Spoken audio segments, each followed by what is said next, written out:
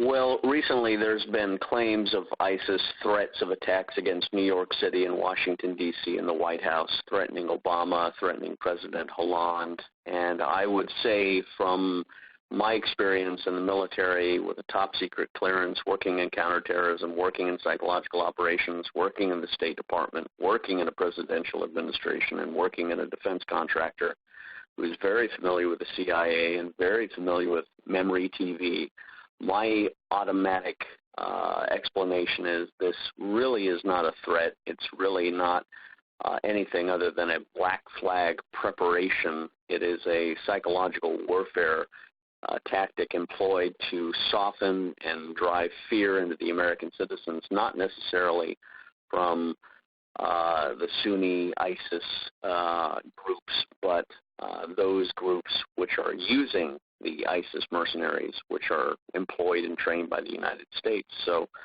any claim to lead an attack against New York in the White House really is false.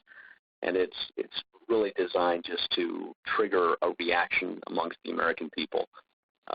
If it was a real threat from a real enemy, they would be behaving with real intelligence in their tactical and strategic operations. That's not the case. In every video that we've seen that's been released from Memory TV, which incidentally is a very strong propaganda arm of the Zionist Israeli Mossad operation, so I wouldn't trust a single thing that comes out of their production facilities. We're seeing every single production that comes out really driving fear into the Americans and Europeans. So it's something to begin to really analyze the facts about and use the facts to drive us in our decisions and investigations of these matters. What we see, if we just look at the facts and the evidence, is this trauma-based mind control that's been existing in the United States and Europe since September 11th, 2001 is just simply metastasized and evolved into different messages, different enemies, with a single agenda of reforming the entire Middle East, which is part of a Israeli long-term policy of expanding itself. And it started with the attacks on the World Trade Center and the attacks on the Pentagon, which have subsequently been proven to be false. And the entire Crusade war was geared and triggered by those events. Now, having myself worked in terrorist financing and psychological warfare, I can say with absolute authority and confidence that I have been in communication with some of the higher level intelligence people in France and in the United States and in Congress, and told them very bluntly and clearly with documented proof that I had all materials that are required for conducting counterterrorism operations, counterterrorism finance operations, and the reaction and the response that I received was absolutely no interest. So that tells me that the powers in the American intelligence and the American military really don't see any ISIS groups as a threat. If they did, they, of course, would take all of the material and the information that I have, which came to me from a Swiss banker himself who worked with Saudi Arabian, Qatari, Kuwaitian donors and financiers and networks. And they would act on it. They would investigate it, but they never have. And I have proof of that in videotapes that I have of speaking with French intelligence where I've revealed all this information, and their response is no interest whatsoever. Well, that tells me that they really know there is no threat. There is no enemy. This is just a game. This is a ploy. This is part of a smoke and mirror charade. This is a psychological operation that France is very well known and familiar with, and the CIA is very well known and familiar with, and Mossad is very well known and familiar with. So that gives me absolute conviction and authority that they're not serious, because if they were, they'd be acting on the intelligence that we provided, which indicated 19,000 bank accounts were being used by Saudi Arabian, ISIS, Al-Qaeda, Wahhabist types. And we, of course, were under the impression that they wanted to stop those elements and those enemies. But the reality is they don't. They don't want to stop them. They want to continue to use them to destabilize Assad.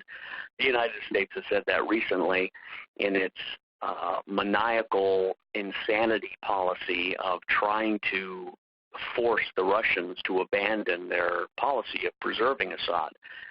So despite the fact that the entire European landmass is mobilizing on the side of Russia, is seeing Russia as more of a suitable philosophical and political partner for stabilizing and protecting Europe, despite the fact that all Europeans are inclining in that direction to favor Iran and Russia, the United States is continuing with its forced arm policy of trying to make Russia abandon Assad. And I think that's going to react and result with Europe completely changing sides eventually and siding with Russia. So the French Paris attacks, there's been a lot of discussion about those being a false flag operation. Some of the indications of the evidence and the forensic analysis are very strong that it was not in reality as it was reported by the media, and that is still unfolding. But there are some very powerful professional men who have analyzed the scene and have some strong evidence that this was a false flag in Paris. Specifically, some speeches that were made were reported on the Wikipedia page before they were actually released. So that's a strong indication that it was a false flag. And also the drills, the military and police drills that were being conducted during the event, just prior to it actually, is another indication of a strong false flag possibility. So these are being examined. And of course, those who don't learn from history are doomed to repeat it. So we've seen history proves that the United States being supposedly attacked on September 11, 2001, was really a false flag, which is conducted by Israeli Mossad operations in tandem with CIA operations and involving Saudi Arabian participation for a larger neoconservative agenda of replacing the governments in Libya, Syria, Iraq, Somalia, Lebanon, and eventually Iran. That is been run out of steam, and the American people and the European people have finally caught up that was a false event. And pretty soon, I think we're going to have a Nuremberg hearing where you will have a lot of people in the Bush administration and the Obama administration, including Eric Holder and Laney Brewer at the Department of Justice, and Hillary Rodham Clinton, the Secretary of State, brought up on charges, brought up on treason, brought up on misprision of felony for their participation in cover-up, specifically of some of the Swiss banking financing of these elements. And it's going to be in the next few months, probably before the election, so that Hillary Clinton will not be the nominee.